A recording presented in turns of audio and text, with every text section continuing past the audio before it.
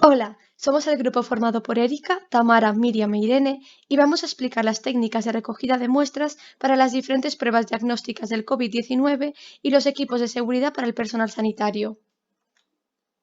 Para empezar, vamos a hablar del lavado broncoalveolar. Es una técnica endoscópica que se realiza con un broncoscopio flexible y nos permite obtener una muestra representativa del fluido alveolar.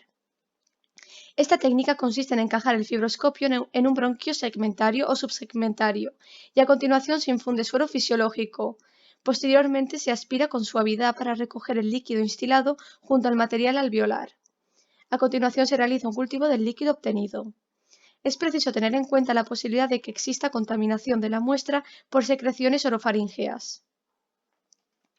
Después tenemos el hisopado nasofaríngeo.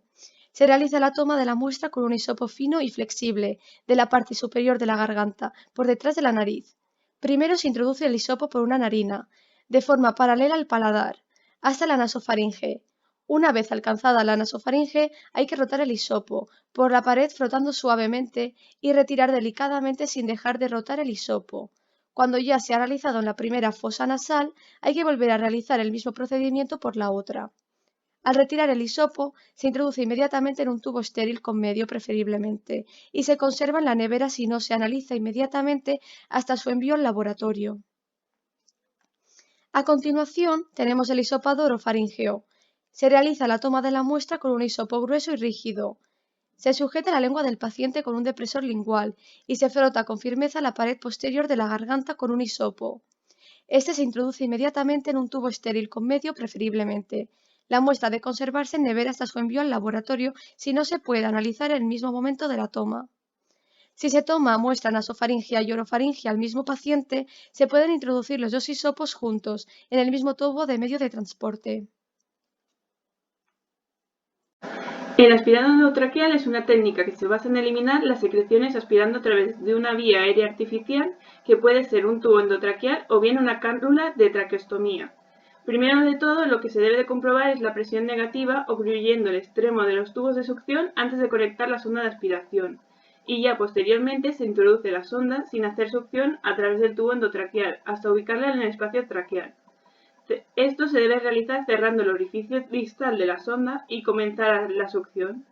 Después detenemos la succión y retiramos la sonda lentamente mientras se limpia externamente con una gasa estéril.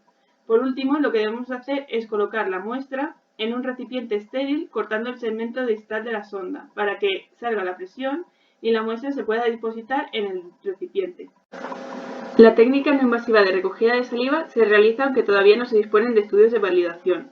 Para su recogida, el paciente se debe de sentar con la cabeza inclinada hacia adelante para que la saliva se acumule. Posteriormente, se recoge con una pipeta Pasteur o bien un embudo, aproximadamente 1 o 2 mililitros, y se deposita en un tubo estéril. También se recoge la saliva con un hisopo, sobre todo para obtener células. En la técnica de recogida de orina, utilizamos una muestra de micción puntual. Primero se deben de lavar las manos cuidadosamente con agua y jabón, y a continuación se lavan los genitales externos. Las mujeres se deben separar los labios mayores y lavar con agua y jabón y una gasa, mientras que los hombres deben retraer completamente durante el proceso el prepucio y también deben de lavar bien el glande con agua, jabón y una gasa. A continuación se abre el recipiente y se sujeta sin que los dedos toquen su borde o su superficie interna, ya que se trata de un recipiente estéril. La primera parte de la micción se debe desechar y sin interrumpirla se comienza a recoger el resto hasta llenar el recipiente. Por último, se cierra bien el recipiente ya que contiene un cierre hermético. Técnica de recogida de esputos. Para recoger esta muestra, el paciente tendrá que toser profundamente y escupir cualquier mucosidad que provenga de sus pulmones en un recipiente especial. Una vez recogida esta muestra, llega al laboratorio. Se coloca en una placa de cultivo para realizar posteriormente un cultivo. Se observa mínimo durante 2 o 3 días para ver si hay proliferación de bacterias u otros microbios que puedan causar esta enfermedad.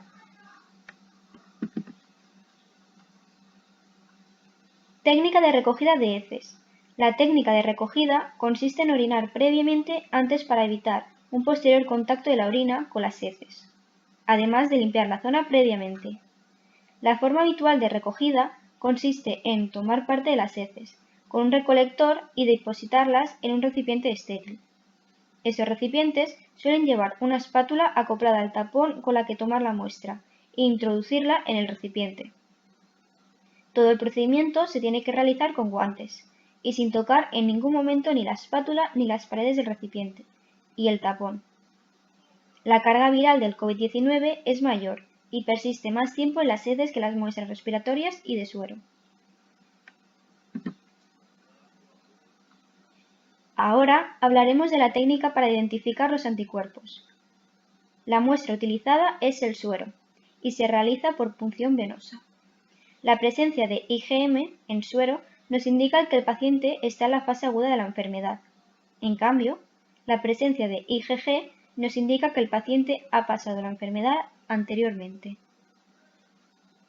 A continuación, explicaremos los EPIs y otros materiales de protección y seguridad durante el contacto con pacientes y muestras posibles o contaminadas de COVID-19. Las mascarillas que se pueden utilizar son las siguientes.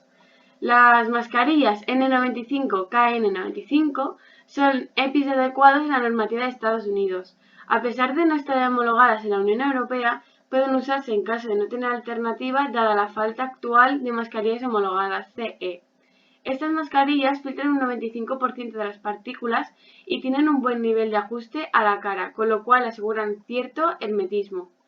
Otra mascarilla que se puede utilizar es la quirúrgica.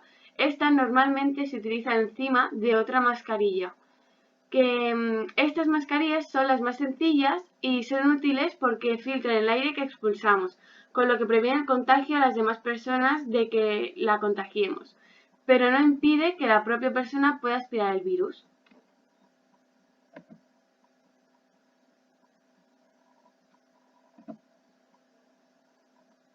Otras mascarillas que se pueden utilizar son la mascarilla FFP1. Esta presenta un 78% de eficacia de filtración mínima y un 22% de fuga hacia el exterior. La mascarilla FFP2 filtra los virus, bacterias y patógenos al 92% y solo tienen un 8% de fuga hacia el exterior. También impiden que se inhale polvo, aerosoles y humos. Y por último, la mascarilla FFP3, que ofrece un 98% de eficacia de filtración mínima hacia el interior y un 2% de fuga hacia el exterior.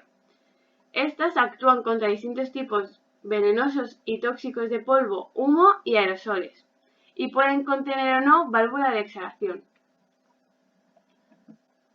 Otros EPIs que podemos utilizar son el doble guante por debajo del codo, la bata de manga larga impermeable, un gorro quirúrgico, unas gafas o pantalla de protección, un delantal de plástico encima de la bata de manga larga impermeable, un gel antiséptico para las manos, un cubrezapatos desechable y una mampara en la recepción para evitar cualquier tipo de contagio. Por último, adjuntamos la webgrafía con todas las webs que hemos utilizado para la búsqueda de la información del trabajo. Gracias por escucharnos y esperemos que la información haya sido útil.